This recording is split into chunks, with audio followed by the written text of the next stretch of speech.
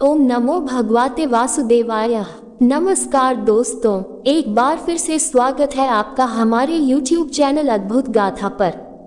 हिंदू पंचांग के अनुसार भाद्र पक्ष में पड़ने वाली पूर्णिमा को भाद्रपद पूर्णिमा के नाम से जाना जाता है।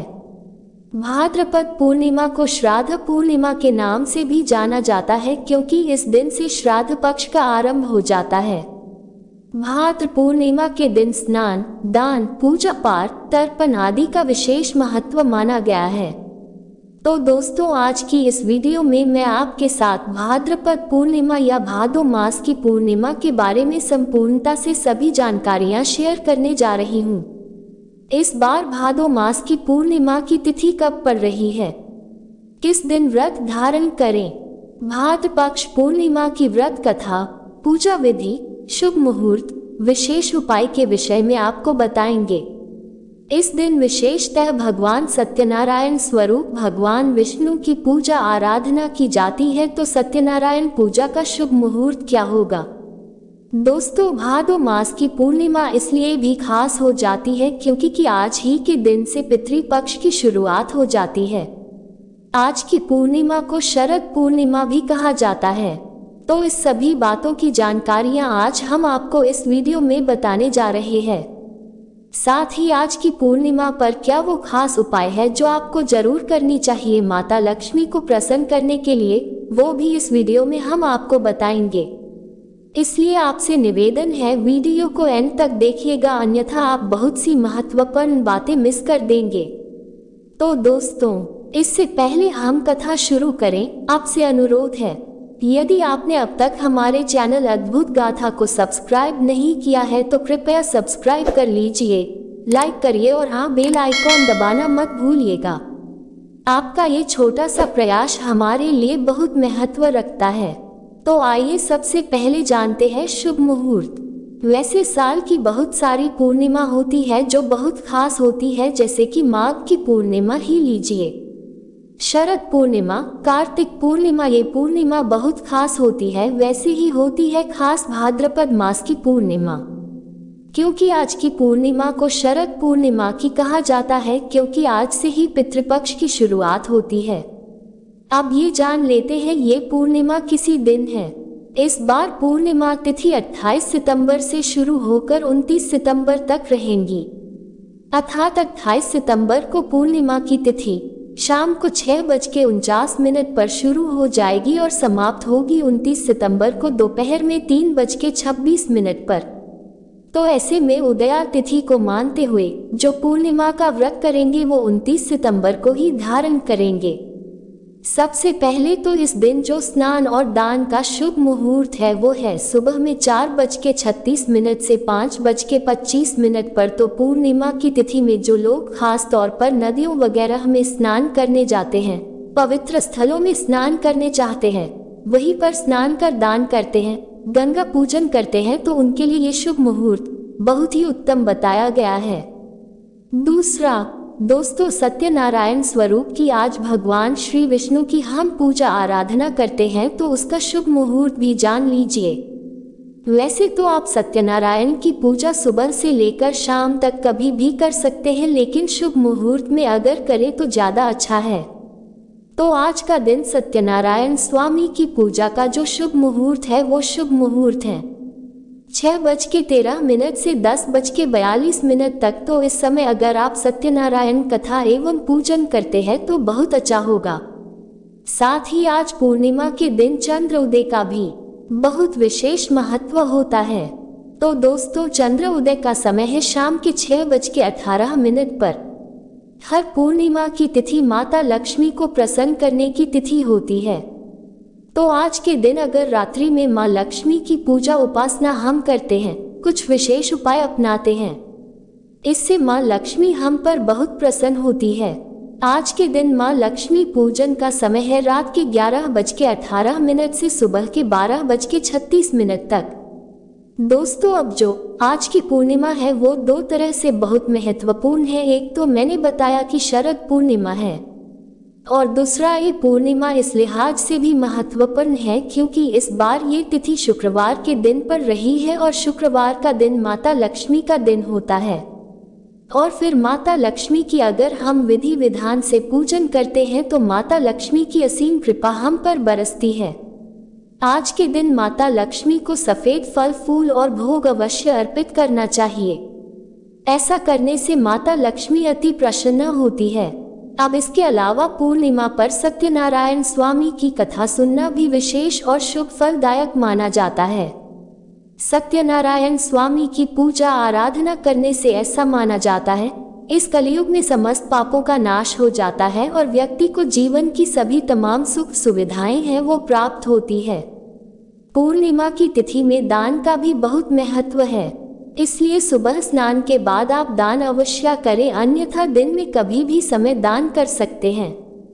खासतौर पर सफेद वस्तुओं का दान, इससे चंद्रदेव प्रसन्न होते हैं और यदि आपके जीवन में अशांति है, दारिद्रता है, उसका भी नाश होता है। आज के दिन ब्राह्मणों को दान जरूर करना चाहिए। इस दिन भगवान शिव के अभिषेक का भी बहुत महत्व है, तो अगर संभव हो तो आप किसी भी शिव मंदिर में जाकर शिव जी का जलाभिषेक करें, पंचामृत से अभिषेक करें, दुग्धाभिषेक करें। इससे भी आपके जीवन में हर प्रकार की सुख सुविधा आती है। तो जैसा कि हमने आपको बताया कि आज का दिन भगवान श्री हरि विष्णु के सत्यनारायण स्वरूप की पूजा का विशेष महत्व है, तो ऐसे में व्यक्ति को ब्रह्म मुहूर्त में उठकर स्नानादि से निवृत्त हो जाना चाहिए। उसके पश्चात स्वच्छ वस्त्र धारण करे और व्रत का संकल्प ले। उसके पश्चात लकड़ी की एक साफ चौकी पर गंगाजल का छिड़काव करके उस पर भगवान सत्यनारायण की मूर्ति को या उनकी प्रतिमा को स्थापित करें। भगवान को वस्त्र, फल, फूल आदि अर्पित करें। भगवान सत्यनारायण की कथा को पढ़े या सुने, पंचामृत व पंजीरी का भोग लगाएं। भगवान सत्यनारायण की आरती करें। शाम के समय चंद्रमा के उदय होने पर चंद्रमा को अर्घ्य देने के पश्चात व्रत का पारण करें। आज का दिन जिसने भी व्रत रखा हो या ना भी रखा हो, उसे भादो पूर्णिमा और सत्यनारायण व्रत कथा अवश्य सुननी चाहिए, क्योंकि शास्त्रों में वर्णित है कि किसी भी व्रत का समापन बिना कथा सुने नहीं होता, और यदि अपने व्रत नहीं भी रखा हो तब भी आज के दिन ये विशेष कथा सुनने से व्यक्ति के पापों का नाश होता है और उसे व्रत का समान पुण्य की प्राप्ति होती है। भादो पूर्णिमा के दिन भगवान शिव जी और माता पार्वती जी की भी पूजा की जाती है। इसके साथ ही रात्रि के समय जागरण करना चाहिए। इस व्रत को करने से मांगलिक सुख मिलते हैं, दाम्पत्य सुख प्राप्त होता है, इसलिए आप भी ये पुण्य फलदायी कथा अवश्य सुनिएगा। साथ ही भगवान सत्यनारायण की कथा का भी श्रवण करिएगा। हमारे चैनल पर सत्यनारायण व्रत कथा पहले से ही अपलोड है, मैं वीडियो का लिंक डिस्क्रिप्शन में मेंशन कर दूंगी, आप उसे भी देखिएगा। आइए अब सुनते हैं भाद्र पूर्णिमा की फलदायी व्रत कथा और उसका रहस्य, जो स्वयं श्री कृष्ण ने माता यशोदा को बताया था। द्वापर युग में एक समय की बात है कि यशोदा जी ने कृष्ण से कहा है, कृष्ण तुम सारे संसार के उत्पन्न करता, पोषक तथा उसके संहार करता हो। आज कोई ऐसा व्रत मुझसे कहो जिसके करने से मृत्यु लोक में स्त्रियों को विधवा होने का भय न रहे, तथा यह व्रत सभी मनुष्यों की मनोकामनाएं पूर्ण करने वाला हो। तब श्री कृष्ण कहने लगे, हे माता, तुमने अति सुंदर प्रश्न किया है। मैं तुमसे ऐसे ही व्रत को सविस्तार कहता हूँ। सौभाग्य की प्राप्ति के लिए स्त्रियों को 32 पूर्णमासियों का व्रत करना चाहिए। इस व्रत के करने से स्त्रियों को सौभाग्य, संपत्ति मिलती है। यह व्रत अचल सौभाग्य देने वाला एवं भगवान शिव के प्रति मनुष्य मात्र की भक्ति को बढ़ाने वाला है। यशोदा जी कहने लगी है, कृष्ण, सर्वप्रथम इस व्रत को मृत्युलोक में किसने किया था, इसके विषय में भी विस्तार पूर्वक मुझसे कहो। श्री कृष्ण जी कहते हैं कि इस भूमंडल पर एक अत्यंत प्रसिद्ध राजा चंद्रहास से पालित अनेक प्रकार के रत्नों से परिपूर्ण कातिका नाम की एक नगरी थी। वहां पर धनेश्वर नाम का एक ब्राह्मण था और उसकी स्त्री अति सुशीला रूपवती थी। दोनों ही उस नगरी में बड़े प्रेम के साथ रहते थे। घर में धन, धान्य आदि की कमी नहीं थी, किंतु उनको एक बड़ा दुख था कि उनकी कोई संतान नहीं थी। इस दुख से वह अत्यंत दुखी रहते थे। एक समय एक बड़ा तपस्वी योगी उस नगरी में आया। वह योगी उस ब्राह्मण के घर को छोड़कर अन्य सब घरों से भिक्षा लाकर भोजन किया करता था। रूपवती से वह भिक्षा नहीं लिया करता था। उस योगी ने एक दिन रूपवती से भिक्षा न लेकर किसी अन्य घर से भिक्षा लेकर गंगा किनारे जाकर भिक्षा को प्रेम पूर्वक खा रहा था कि धनेश्वर ने योगी का ये सब कार्य किसी प्रकार से देख लिया। अपनी भिक्षा के अनादर से दुखी होकर धनेश्वर योगी से बोला, महात्मा, आप सब घरों से भिक्षा लेते हैं परंतु मेरे घर की भिक्षा कभी भी नहीं लेते, इसका कारण क्या है? योगी ने कहा कि निसंतान के घर की भीख पतितों के अन्न के तुल्य होती है और जो पतितों का अन्न खाता है वह भी पतित हो जाता है। क्योंकि तुम निसंतान हो अतः पतित हो जाने के भय से मैं तुम्हारे घर की भिक्षा नहीं लेता हूँ। धनेश्वर यह बात सुनकर अपने मन ही मन बहुत दुखी हुआ और हाथ जोड़कर योगी के पैरों पर गिर पड़ा तथा आर्त भाव से कहने लगा, है महाराज, यदि ऐसा है तो आप मुझको पुत्र प्राप्ति का उपाय बताए। आप सर्वज्ञ हैं, मुझ पर अवश्य ही यह कृपा कीजिए। धन की मेरे घर में कोई कमी नहीं है परंतु मैं पुत्र न होने के कारण अत्यंत दुखी हूँ। आप मेरे इस दुख का हरण करें, आप सामर्थ्यवान हैं। ये सुनकर योगी कहने लगे, हैं ब्राह्मण, तुम माता चांदी की आराधना करो, वो अवश्य ही तुम्हारी मनोकामना पूरी करेगी। योगी की बातें सुनकर वो ब्राह्मण घर आकर अपनी स्त्री से सब वृतांत कहा और स्वयं तप के निमित्त वन में चला गया। वन में जाकर उसने चंडी की उपासना की और उपवास किया। चंडी ने 16वें दिन उसको स्वप्न में दर्शन दिया और कहा, है धनेश्वर, ज तेरे पुत्र होगा परंतु वह 16 वर्ष की आयु में ही मृत्यु को प्राप्त हो जाएगा। यदि तुम दोनों स्त्री पुरुष 32 पूर्णमासियों का व्रत विधि पूर्वक करोगे तो वह दीर्घायु होगा। जितनी तुम्हारी सामर्थ्य हो आटे के दिए बनाकर शिवजी का पूजन करना परंतु 16 वर्ष तक 32 पूर्णमासी हो जाने चाहिए। प्रातः काल होने पर इस स्थान के समीप ही तुम्हें एक आम का वृक्ष दिखाई देगा। उस पर तुम चढ़कर एक फल तोड़कर शीघ्र अपने घर चले जाना। अपनी स्त्री से कहना, ऋतु स्नान के पश्चात वह स्वच्छ होकर श्री शंकर जी का ध्यान करके उस फल को खा लेगी। तब शंकर भगवान की कृपा से उसको गर्भ हो जाएगा। जब वह ब्राह्मण प्रातःकाल उठा तो उसने उस स्थान के पास ही एक आम का वृक्ष देखा जिस पर एक अत्यंत सुंदर आम का फल लगा हुआ था। उस ब्राह्मण ने उस आम के वृक्ष पर चढ़कर उस फल को तोड़ने का प्रयत्न किया परंतु वृक्ष पर कई बार प्रयत्न करने पर भी वह न चढ़ पाया। तब तो उस ब्राह्मण को बहुत चिंता हुई और विघ्न विनाशक श्री गणेश जी की वंदना करने लगा। हे दयानिधि, अपने भक्तों के कष्ट का नाश करके उनके मंगल कार्य को करने वाले, दुष्टों का नाश करने वाले, रिद्धि सिद्धि को देने वाले, आप मुझ पर कृपा करके इतना बल दे कि मैं अपने मनोरथ को पूर्ण कर सकूं। इस प्रकार गणेश जी की प्रार्थना करने पर उनकी कृपा से धनेश्वर वृक्ष पर चढ़ गया और उसने एक अति सुंदर आम का फल देखा। उसने विचार किया कि जो वरदान से फल मिला था वह यहाँ है और कोई फल दिखाई नहीं देता। उस धनेश्वर ब्राह्मण ने जल्दी से उस फल को तोड़कर अपनी स्त्री को लाकर दिया और उसकी स्त्री ने अपने पति के कथानुसार उस फल को खा लिया और वह गर्भवती हो गई। देवी जी की असीम कृपा से उसे एक अत्यंत सुंदर पुत्र उत्पन्न हुआ जिसका नाम उन्होंने देवीदास रखा। माता पिता के हर्ष और शोक के साथ वहां बालक शुक्ल पक्ष के चंद्रमा की भांति अपने पिता के घर में बढ़ने लगा। भवानी की कृपा से वहां बालक बहुत ही सुंदर, सुशील और विद्यावान, पढ़ने में बहुत ही निपुण हो गया। दुर्गा जी के आज्ञानुसार उसकी माता ने 32 पूर्णमासी का व्रत रखना प्रारंभ कर दिया था जिससे उसका पुत्र बड़ी आयु वाला हो जाए। 16 वर्ष लगते ही देवीदास के माता पिता को बड़ी चिंता हो गई कि कहीं उनके पुत्र की इस वर्ष मृत्यु ना हो जाए।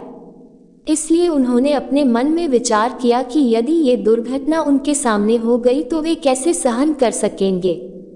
अतः उन्होंने देवीदास के मामा को बुलाया और कहा कि हमारी इच्छा है कि देवीदास 1 वर्ष तक काशी में जाकर विद्याधर करे और उसको अकेला भी नहीं छोड़ना चाहिए।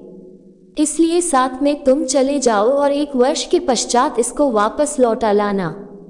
सब प्रबंध करके उसके माता पिता ने काशी जाने के लिए देवीदास को एक घोड़े पर बैठाकर उसके मामा को उसके साथ कर दिया। किंतु यहाँ बात उसके मामा या किसी और से नहीं कही। धनेश्वर ने सहपत्नी अपने पुत्र की मंगल कामना कथा, दीर्घायु के लिए भगवती दुर्गा की आराधना और पूर्णमासियों का व्रत करना आरंभ कर दिया। इस प्रकार बराबर 32 पूर्णमासी का व्रत पूरा किया। कुछ समय पश्चात एक दिन वह दोनों मामा और भांजा मार्ग में रात्रि बिताने के लिए किसी ग्राम में ठहरे हुए थे। उस दिन उस गांव में एक ब्राह्मण की अत्यंत सुंदरी, सुशीला, विदुषी और गुणवती कन्या का विवाह होने वाला था। जिस धर्मशाला के अंदर वर और उसकी बारात ठहरी हुई थी, उसी धर्मशाला में देवीदास और उसके मामा भी ठहरे हुए थे।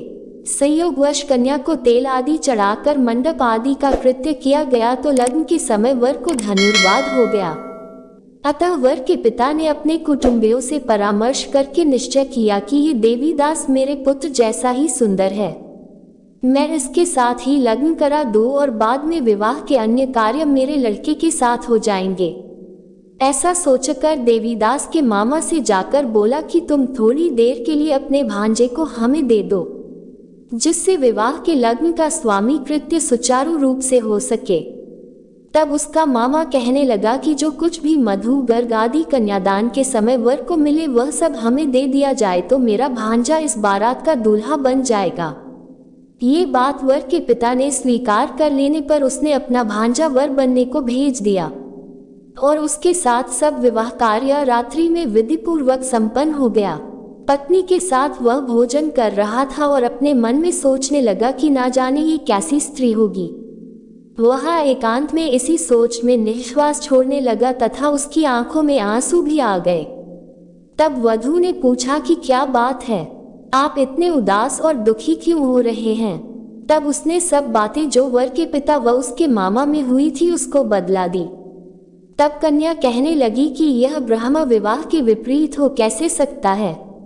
देव, ब्राह्मण और अग्नि के सामने मैंने आपको ही अपना पति बनाया है, इसलिए आप ही मेरे पति हैं। मैं आपकी ही पत्नी रहूंगी, किसी अन्य की कदापि नहीं। तब देवीदास ने कहा ऐसा मत करिए क्योंकि मेरी आयु बहुत थोड़ी है, मेरे पश्चात आपकी क्या गति होगी। इन बातों को अच्छी तरह विचार लो। परंतु वह दृढ़ विचार वाली थी, बोली कि जो आपकी गति होगी वही मेरी गति होगी।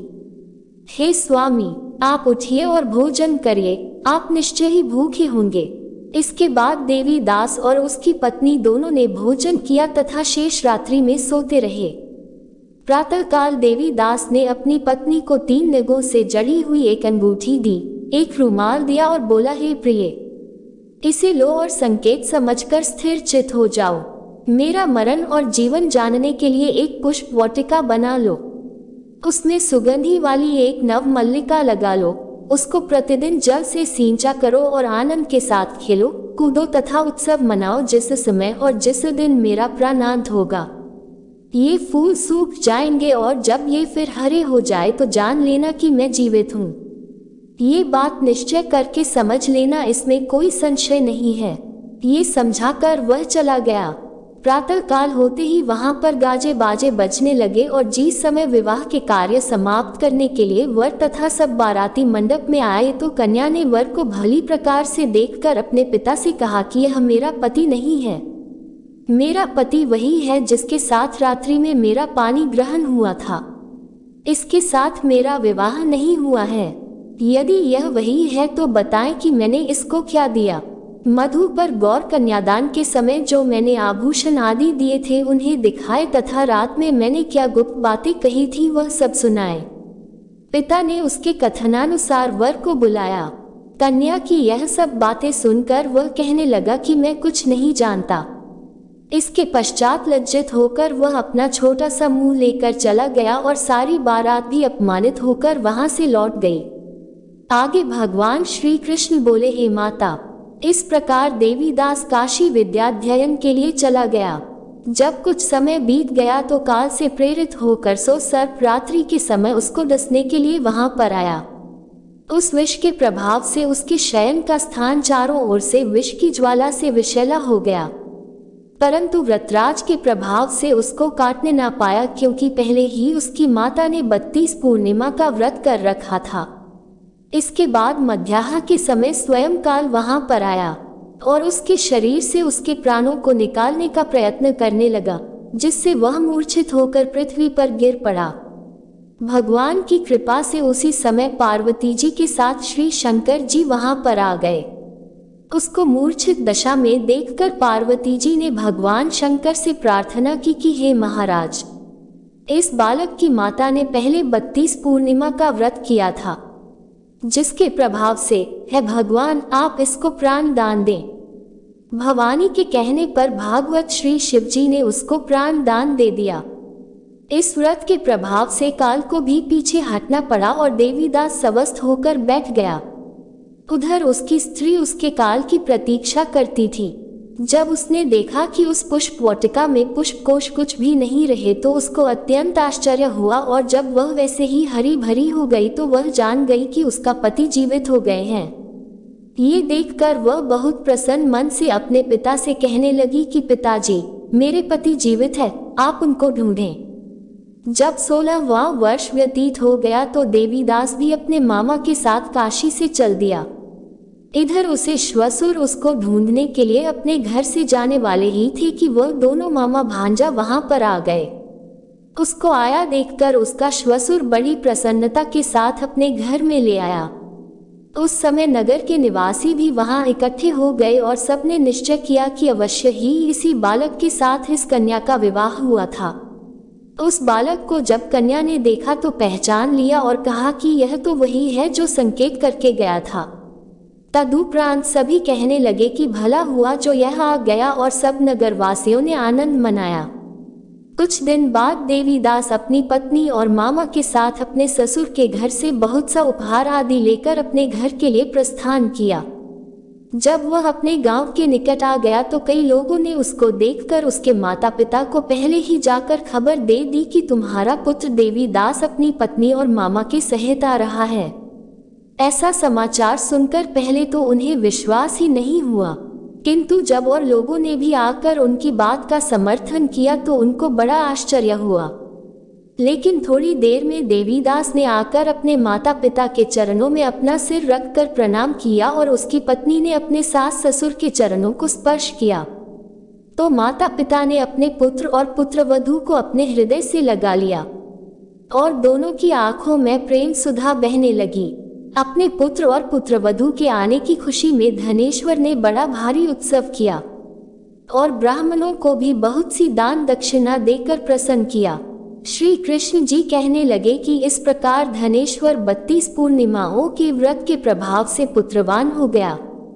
जो भी स्त्रियां इस व्रत को करती है वे जन्म जन्मांतर में वैधव्य का दुख नहीं भुगती और सदैव सौभाग्यवती रहती है। यह मेरा वचन है, इसमें कोई संदेह नहीं मानना। यह व्रत पुत्र पौत्रों को देने वाला तथा संपूर्ण मनोकामनाओं को पूर्ण करने वाला है। 32 पूर्णिमा के व्रत करने से व्यक्ति की सब इच्छाएं भगवान शिव जी की कृपा से पूर्ण हो जाती। बोलिए जय श्री लक्ष्मी रमा। हर हर महादेव। आइए अब सुनते हैं बाबा भोलेनाथ की कथा। बोलो उमापति शंकर की जय। हर हर महादेव। ओम नमः शिवाय। पौराणिक कथा के अनुसार एक बार ऋषि दुर्वासा कैलाश पर्वत पर भगवान शिव जी से मिलने गए।